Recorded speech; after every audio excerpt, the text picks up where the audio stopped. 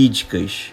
Então vamos à atenção, porque talvez você seja uma dessas pessoas e no final desse vídeo eu quero te dar de presente um bônus em que você vai ter a oportunidade de aprofundar ainda mais os seus conhecimentos e fazer uma petição perfeita, tenho certeza. Então vamos ao erro de número 1.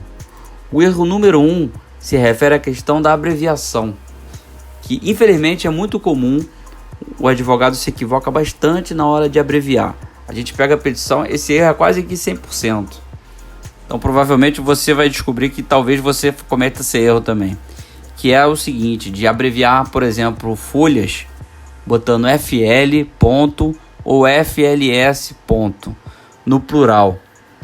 O outro tipo de erro é você botar 3/5 para se referir, por exemplo, ao intervalo de folhas da página 3 à página 5. Na verdade, o que você colocou 3/5, você botou 3/5. Isso não é símbolo de intervalo, essa barra. Um outro erro também é abreviar número, botando N, botando um pontinho e botando aquela bolinha de numeral. Isso aí é absolutamente errado. E uma outra equívoco que acontece muito, que é a questão do etc. Eu usava muito isso nos textos, usando etc. e botando ponto. E também se você botar vírgula, etc. também é absolutamente equivocado. Eu já aproveitei para não cometer mais esse tipo de erro. Agora vamos lá, a abreviação de folha. O que seria então o uso correto? A abreviação da palavra folha, ela é F e é ponto. Não interessa se é uma folha, se são duas folhas. Então se são as folhas 3, 4, não interessa, é F ponto, e se for uma só é F ponto. Então esse negócio de FL, FLS pode abandonar porque está errado. Outra questão é que o intervalo entre folhas ele tem que ser designado por um hífen e não aquela barra que eu te expliquei, né? Então se tem que botar folha ponto, por exemplo, 10, hífen 12. Esse que deve ser o intervalo. Então você já sabe que é das folhas 10 à folha 12. E a abreviação de número, ou ela tem que ser N ponto, ou a N, o N com a bolinha já do ordinal. Jamais N ponto e essa bolinha do ordinal, tá bom? A questão também do etc, né? Que significa o etc? Ele significa e outros, e os restantes. Então no etc já tem a conjunção. Por isso que não é correto você usar o e etc, você falar, né? E etc. Não é interessante porque já tem dentro do etc a conjunção e. E a vírgula também pelo mesmo sentido, porque a vírgula funcionaria como um e. Então isso aí é absolutamente equivocado. Vamos agora então para o erro de número 2, que corresponde aos adjetivos desnecessários. Você tem que evitar adjetivos desnecessários. Isso é um outro erro que eu encontro praticamente em todas as peças. Inclusive eu seguia o mesmo erro, porque acaba que você vai vendo, vai achando bonito. Quando você está na faculdade de Direito, você quer só ficar falando bonito para as pessoas verem que você realmente está dedicado no direito, para as pessoas passarem a te ver como direito. Mas a verdade é que para a petição é o ideal que você abandone isso. Como, por exemplo, a questão de ilustre, né? Insignes, por exemplo, também. O ilustre Pontes Miranda, aí o magistral ensinamento do saudoso Nelson Hungria, por exemplo. Aí se utiliza de pessoas que já faleceram, do saudoso Rui Barbosa. E se referia ao Supremo como colendo o Supremo Tribunal Federal. Essas situações você deve evitar, porque não fica legal. É lógico que é absolutamente errado? Não, absolutamente errado não, mas é uma coisa que está caindo por terra, então convém que você não utilize mais esses adjetivos. Outro erro também, número 3, que vai nessa mesma linha, de que não é absolutamente errado, mas que acaba sendo uma redundância, por isso é o erro de número 3, é quando o advogado sempre termina, né, dizendo nestes termos, pede deferimento. Isso aí era uma coisa, a petição já é um pedido do advogado, né? Então ele já está obviamente implícito aí nos pedidos e requerimentos. Não haveria necessidade de colocar. Por isso que o recomendável até que não se coloque. Mas aí por hábito, né, a maioria acaba colocando e fica sentindo, poxa, tá meio esquisito aqui, eu não vou colocar nada, né? Então acabam colocando. Mas o ideal até é que não coloque. Agora, vamos então ao erro de número 4, que é o erro do advogado que acaba não fazendo referências. Isso tem a ver até com um outro vídeo que eu fiz sobre a questão da contextualização, por exemplo. Então você pode ver também, sugiro até que você veja outro vídeo aqui também do canal do Teor Jurídico sobre isso. Inclusive vai ter uma série de vídeos sobre petições e outras coisas, dúvidas práticas do advogado. Você pode deixar seu comentário aqui na descrição desse vídeo, que vai ajudar a gente a fornecer mais informações, e por isso sugiro que você fique inscrito. Então, voltando inscrito no canal para que não perca, né, nenhum vídeo. E voltando então ao erro de número 4, o que seria esse erro de não fazer as referências? É quando, por exemplo, no momento em que o advogado tem que citar passagem do processo, fatos ou documentos importantes, ele acaba não citando, não mencionando onde é que estão essas folhas, né? E então isso acaba dificultando muito o papel do juiz, o trabalho do juiz, e acaba tomando um tempo muito grande, uma coisa que para o advogado não tomaria tanto tempo, né? Então, além de você conseguir também, mencionando a folha correta, de que você está provando também para o juiz que você está dedicado e você está realmente fazendo uma análise de todo o processo.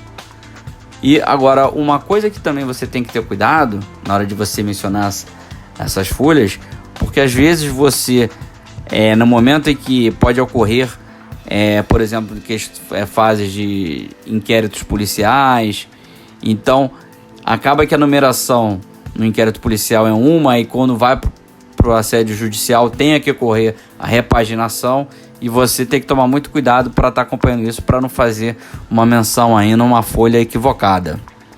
Esse é um cuidado aí que é interessante de você tomar também. Agora vamos falar então do erro de número 5, que corresponde à questão dos municípios e unidades da federação. E segundo a ABNT, é completamente errado a gente escrever Guarulhos, por exemplo, /SP, Guarulhos /S.P, ou então Guarulhos, São Paulo por extenso. Então, se você quiser, na hora de montar ali o cabeçalho da sua petição, o que você tem que fazer é o seguinte: é Guarulhos, SP, e Rio de Janeiro, RJ. Você não tem que ficar utilizando barras, isso é absolutamente equivocado. Tá bem? Vamos então agora ao erro de número 6, que corresponde à questão da abordagem de valores numéricos. Acontece muito equívoco também nessa questão, como por exemplo, escrever 3 vezes, escrevendo 3, botando um numeral, em vez de escrever por extenso. E a questão de preencher com R$1.250, ou então até mesmo com H. Então vamos à questão do primeiro. Por exemplo, é muito comum às vezes o advogado escrever: ele procurou o guichê de atendimento por 3 vezes. Aí coloca ali o 3, em vez de escrever por extenso. Sendo que o aconselhável, o correto, é que você escreva por extenso. Tá? Nesse momento não é para ser... quando você está dizendo quantas vezes o marido voltou para bater na mulher no processo, algumas questões nesse ponto em que você está contando uma história, o ideal é que escreva sempre por extenso. Agora, a exceção nesse caso é quando você tem que falar de valores e moedas. Aí sim é diferente, aí você coloca o numeral. E também o que eu aconselho e sugiro, que se faz muito também, é colocar o numeral e colocar por extenso, que é uma prática até comum, né, principalmente dos cheques, para evitar fraudes, que não há nenhum óbice aí que você possa também estar utilizando nos processos. Eu até aconselho, porque às vezes pode haver alguns erros de digitação, e se você botar só o número, pode esse número equivocado. Você tendo o hábito de fazer os dois, você também evita que aconteça isso e o juiz interprete um número que não é o número que você esteja querendo. Agora, com relação às datas, é interessante colocar sempre na questão numérica e as datas separadas também por pontos, tá? E se você também tiver que, se por exemplo se referir a algum tribunal, o TRF da terceira região, por exemplo, você pode botar também, não tem problema, tá? É correto você escrever Tribunal Regional Federal da terceira região, ou então botar Tribunal Regional Federal da 3, aí bota o número 3, aquele azinho, região. Fica a terceira região, isso aí não tem problema. Inclusive até os tribunais preferem quando colocam o mesmo número já, que fica mais fácil de identificar. Agora, falando das outras questões, a questão de você botar R$1.250 sem H ou com H, isso é uma coisa absolutamente errada. É uma coisa que foi convencionado com a questão dos cheques, para evitar a questão de fraude, de golpes, mas você tem que retirar isso. O correto é só você falar R$1.250, tá bom? E existem outras expressões também que é interessante que você evite, que é uma expressão sendo que, por exemplo, que ela quase sempre é um modo artificial, né, de você prolongar a frase, que na verdade ela poderia ser desdobrada apenas utilizando ponto e vírgula ou um ponto. E aqui eu vou dar um exemplo da seguinte frase: 2 técnicos da Anatel identificaram a rádio clandestina, sendo que no local foram encontrados os respectivos equipamentos. Em vez de dizer isso, tira o sendo que, e aí você coloca um ponto e vírgula, somente. E a frase ficaria assim, 2 técnicos da Anatel identificaram a rádio clandestina, no local foram encontrados os respectivos equipamentos. Pronto, já é suficiente e até interessante, melhor que você deixe assim com ponto e vírgula. Uma outra expressão também que não é interessante utilizar, até porque é uma expressão de policial, não é uma expressão de advogado, então não é interessante que se utilize, até porque essa expressão ela era antes do ECA, então o ECA já criou essa definição, que é a questão do menor, né? O menor é uma expressão antes do ECA. O ECA definiu que existe criança e existe adolescente.